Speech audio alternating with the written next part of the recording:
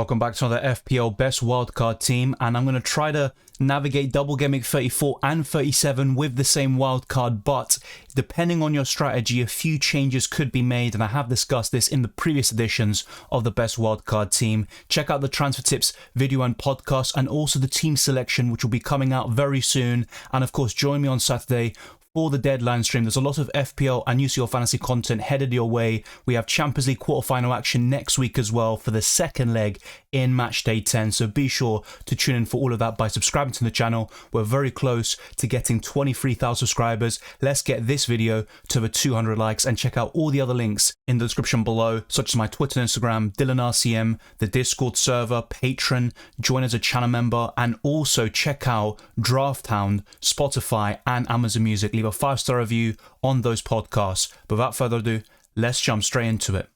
We all know about double game week 34 and have done for some time. I've covered it extensively on this channel, but in the last week we have confirmation of double game week 35 and 37. So for double game week 35, Chelsea will be facing Aston Villa away and Tottenham at home, whilst Tottenham will face Arsenal at home and Chelsea away. And of course, just yesterday we had the announcement of double game week 37, and 6 teams will double, including Chelsea and Tottenham. So Chelsea will face Nottingham Forest and Brighton away. Spurs will have 2 home games against Burnley and Manchester City, whilst Man City have 2 away games in the capital against Fulham and Tottenham Hotspur, whilst Manchester United have 2 home games against Arsenal and Newcastle have Brighton at home and Manchester United away, and finally Brighton face Newcastle away and Chelsea at home. Those are all the double game weeks. You can see it on screen as well in FPL.team, and be sure to let me know your thoughts about the future doubles. I think if you don't have the free hit, wildcarding in 35 and bench boosting in 37 is the best play, but it all depends on your team situation, and it might be different for some people watching compared to what I just recommended right now, and some people might not have the wildcard but they have the free hit instead, and it's all about finding that balance, of course. But this best wildcard team I'm about to show you strikes that balance between double game week 34 and 37, and of course it doesn't ignore the double in 35 for Chelsea and Tottenham Hotspur. So let's jump straight into the best 15-man squad for the wildcard. My overall squad value is 107.1 million, and some of you watching on YouTube or listening to the podcast might not have as much money in the bank, so I'll discuss some possible downgrades you can make in order to be able to afford the foundations of this wildcard squad, and others will have even more budget, so you could make some upgrades depending on your choices and preferences. But we're going to start off with the 2 goalkeepers. It might not be the most important position, but ideally you want a set and forget option for the rest of the season.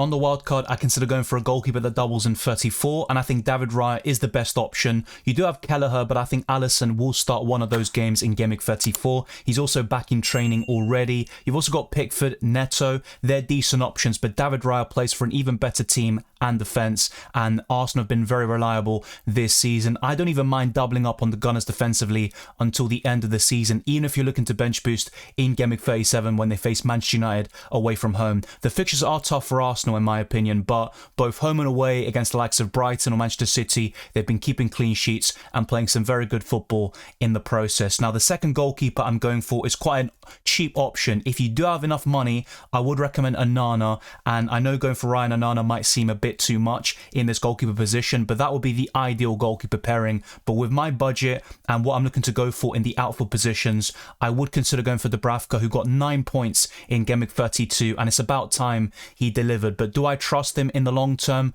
Not necessarily, but he has a double in game week 37, and Newcastle have great fixtures until the end of the season. Let me know your thoughts down in the comment section below. Like I just mentioned, Onana would be my preference, but to make this team accessible and also to be able to afford some great options in the other positions, I've kind of made a little sacrifice here and gone for Dubravka. I covered Aït-Nouri's injury situation in the transfer tips video and podcast, so be sure to check that out. Gary O'Neill hopes that Aït-Nouri is fine for game week 33, but beyond that, he's got a double in 34 against Arsenal and Bournemouth. He's got good fixtures in game week 35 and 37 against Luton Town at home and Crystal Palace at home. So even if you're looking to bench boost in 37, that's a decent home game there for Aït-Nouri to do quite well in, and he's playing very advanced in recent games, essentially as a left winger, and he has 7 big chances for the season, and that's very impressive for a 4.7 million defender who is still a differential. So if Aït-Nouri is cleared to play in game week Gameweek 33, I'd 100% include him in the best wildcard team, irrespective of your chip strategies. Next up is Malo Gusto, who missed out in Gameweek 32 due to illness, but he should be back. Pochettino decided to give him a bit of a rest after he played 2 games in a row and now he's ill, so there was no need to kind of rush him back in. And Gusto has been quite disappointing in FPL, to be quite honest with you, but with 2 doubles for Chelsea in Game Week 35 and 37, and he's only priced at 4.3 million, I think there's a lot to like with Gusto, but he needs to up that FPL output. I still expect a lot more from him, and I do struggle to get that second or third Chelsea player after Cole Palmer, but I think Gusto would be my second favourite, although it's not saying much considering the alternatives in each position. Now, the third defender I'm going to go for is one from the Gunners, and I've talked about him a lot in the recent wildcard videos and podcasts, probably for the last couple of months or so, and that's going to be Gabriel. You could go for Ben White or Saliba if budget is no issue for you, but Gabriel is even cheaper. I don't see a need to go more expensive with Saliba at this moment in time. I would consider Ben White because he is a differential and his attacking output has been very impressive in this calendar year, but if you can't go to Ben White, I would just go for Gabriel and go for that cost-effective option at the heart of that Gunners defence. Game Week 37 might seem tough against Man United away, but in most other matches, I would expect Arsenal to have a good chance of keeping a clean sheet, and for double Game Week 34, going for Raya and Gabriel could seriously result in some big returns for your FPL team. The fourth defender does play for a quite weak defence this season. They're conceding 100 shots in a period of 5 games. It seems like every single few months or so, but Dalot is probably the best Man United defender you can go for, and apart from Onana to cover that United defence, I think Dalot is the next best option with a bit of attacking potential, and he's very good for the bonus points, especially when Man United keep a clean sheet in a narrow victory, or they might draw 0-0 for example. But Diogo Dalot is probably the best of a relatively bad bunch with a lot of injury prone players there like Lisandro Martinez and Varane, and the other options I don't really trust to start week in, week out. And that leaves one more spot for this defence, and it might seem a bit crazy, but with 2 doubles in 35 and 37, that's the main reason why I've gone for him, and that's going to be Pedro Porro, who got 11 points in Game Week 32. Finally, he delivered, and it was a massive return, scoring against Nottingham Forest. That was his first goal of the Premier League season, and he's a bonus points machine whenever he does get some attacking contributions. You would expect or hope for more clean sheets from Tottenham Hotspur. With the upcoming fixtures, I don't think that'll be the case, but due to the sheer quantity, I have gone for the Spaniard. And in terms of the last 3 games that they have for the season, they face Burnley at home and Sheffield United away, and that's where Borro can get some massive returns like he just did in Game Week 32. So you have some diversity with this defensive 5, and also including the goalkeepers. The only defensive double up would be with Arsenal, who have the best defence this season, so I think that's more than justified, and a double in Game Week 34. But you also strike that balance between the doubles in 34 and the future ones in 35 and 37 with the acquisitions of Dubravka in goal, Gusto and Pedro Porro.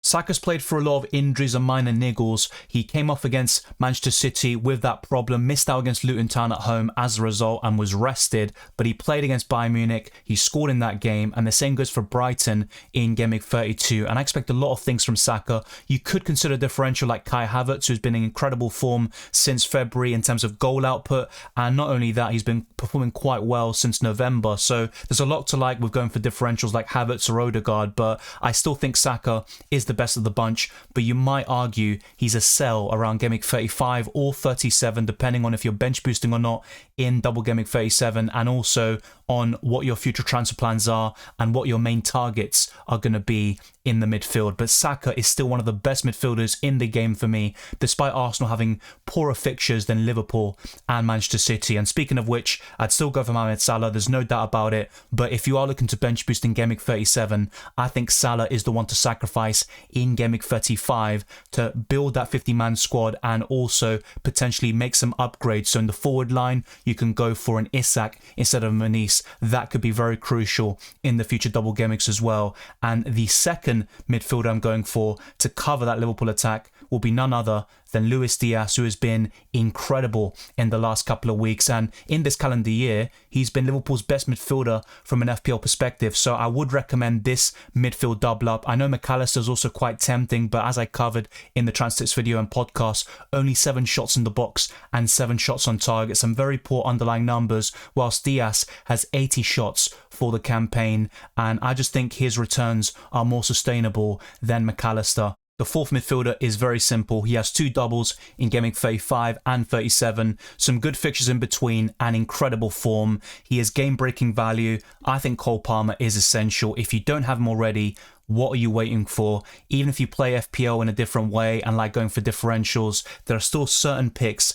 that are too good to turn down, and Cole Palmer is one of them. I rarely use the term essential, but I firmly believe he is one of those options at the moment. So Cole Palmer is the best midfielder in terms of value in the game, and he covers Gameweek 35 and 37 very effectively. But to cover double Gameweek 34, I'm going for a budget midfielder in Eze, but I'd also consider Elise as a massive differential. He's now back and he should be available and ready to start in Gameweek 34. My main concern is Elise is far too injury prone, but Eze is an even better FPL option when Elise is also starting, and those two could be great differentials for double Gameweek 34. So with this midfield 5, you're covering the doubles in 34, 35 and 37, and you could buy Heung-min Son for Saka in Gameweek 35.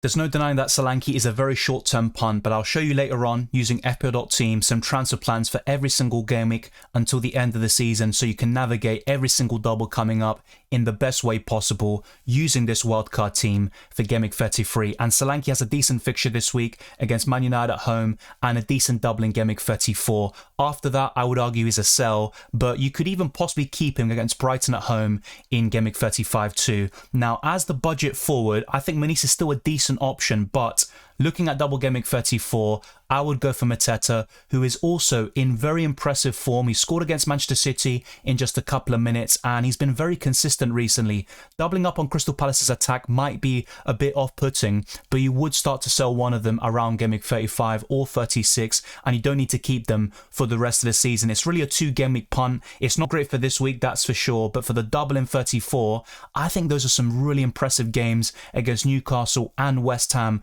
I would expect Crystal Palace to score some goals, and one of Eze or Mateta are almost certainly going to be involved. And the final forward is Erling Haaland. He's 14.5 million, whatever he is. He hasn't justified that price tag recently, but we all know what he can do with those fixtures. If he starts the vast majority of games, which I believe he will do, I think Haaland is going to be a great captaincy option for a lot of these game weeks to come, including Game Week 37, the biggest double game week left of this season. And of course, for Game Week 34 against Brighton away, maybe not the best fixture, but Haaland can still return in that game. There's no denying that. I would go without Phil Foden for the time being. He is currently flagged, and I talk about him in the Transtips video and podcast. I would go without him on the wild card, but that is a bit different for those that don't have the wild card or that aren't using it in Game Week 33. This is a 15-man squad, some interesting picks in here and some differentials. But let's now head over to the other websites like Drafthound and FPL Team to discuss a few talking points even further. There is a link to Drafthound in the description below. I'd highly recommend you check it out, and many of you have done so already and signed up using my link, talking about how useful Drafthound is. And what you can see on screen on the left-hand side is their proposed wildcard squad for Game Week 33, which includes Neto in goal, Rico Lewis, White and Akanji as the back three, Palmer, Salah, Diaz, Odegaard and Havertz as the midfield 5, with Isak, Solanke up front, and the bench includes Pickford, Jackson, Kwanzaa and Ait-Nouri. There's a few picks in there that I don't agree with, like Rico Lewis and Kwanzaa, but the vast majority of them are very nice picks. I like Odegaard and Havertz in there. Of course, Diaz, Palmer and Salah are in my best wildcard team. Ben White is a very nice differential. I do like that pick. And Isak, who is a great option, but with the wildcard team I showed you, you'll see why I haven't included Isak just yet. But let's say, for example, you are free hitting in Game Week 34, despite wildcarding right now. In that scenario, I'd still go for Isak 100%, and it would be Solanke making way. So it all depends on your chip strategies, of course, but the wildcard team I showed you shows you a balance between Game Week 34 and 37, whilst not discounting the double in Game Week 35 for Chelsea and Tottenham Hotspur. So let me know what you think of this wildcard team by Drafthound, and also my one I'll delve into even further right now using FPL Team, showing you the starting lineup, the captaincy and future transfers.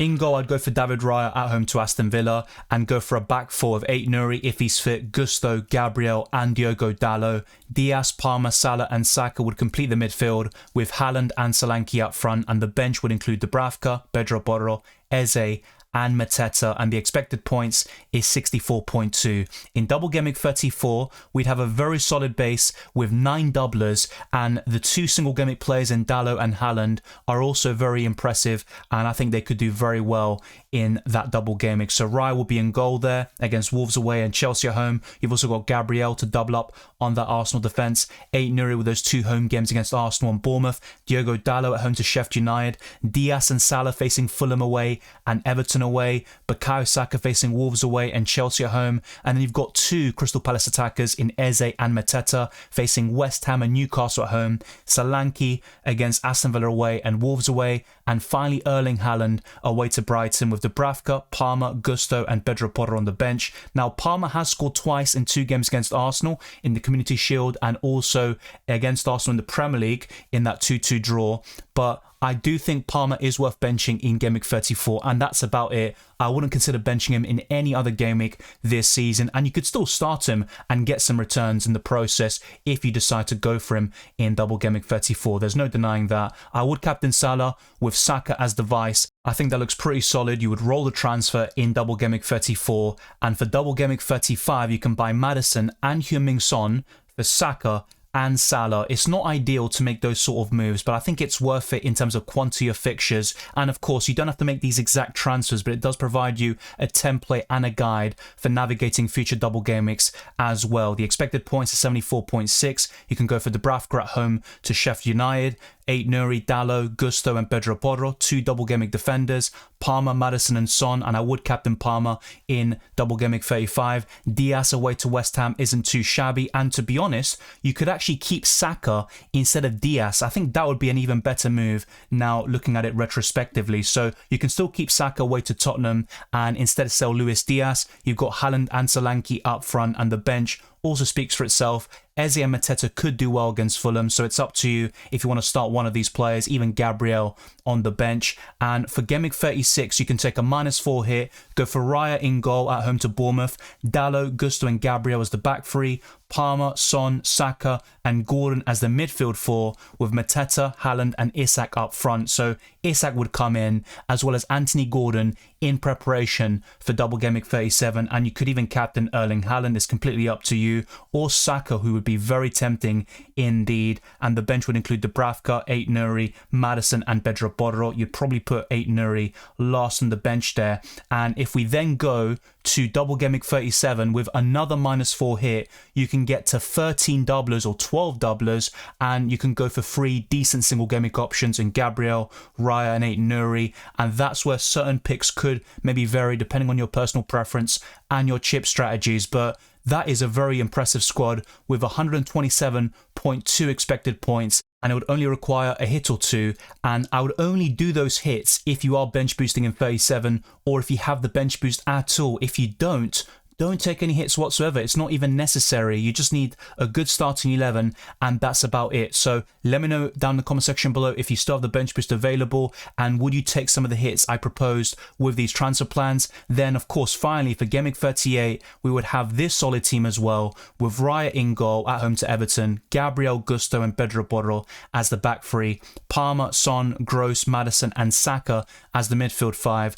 with Isak and Haaland up front. And the bench looks quite decent with Dubravka, Højlund, Dalot and Aït-Nouri, and the expected points is also very high according to FPL Team with 66.2, and I still have some money left in the bank. If you're unable to afford some of these moves or some of the players I talked about in Game Week 33, if we then go back to it, you could even consider going for Pickford instead of David Raya, who has a double in Game Week 34 of course. You could also go for a few other differentials in there, maybe Havertz or Odegaard instead of Saka, and there's plenty more you can do in every single position, maybe a Doggy instead of Pedro Porro. And I'd always recommend making a few changes based on your personal preferences and going for your gut feeling, chasing a few differentials in the process, and there are plenty that we can go for from now until the end of the season. Thank you very much for watching this video and listening to this podcast. If you enjoyed it or found it useful, then be sure to smash the like button and subscribe for new. Let's get this video to the 200 likes. I'm also very close to getting 23,000 subscribers on YouTube. You can also follow me on Twitter and Instagram, DylanRCM, for all the latest FPL and UC Fantasy updates. Check the Discord server, be sure to join that, the FPL League, the FPL Challenge League, Drafthound, and also support us on Spotify and Amazon Music. Leave a 5-star review on those podcasts and let me know all your feedback in the comment section. I will be reading them as always. Be sure to check out the deadline stream on Saturday and all my other FPL content for Gameweek 33. UCL Fantasy returns very soon. Next week we've got more action for the second leg of the quarterfinals and everything will be covered on this channel. Take care, enjoy the football. I wish you all the best of luck for Gameweek 33 and the rest of the season, and I'll see you next time.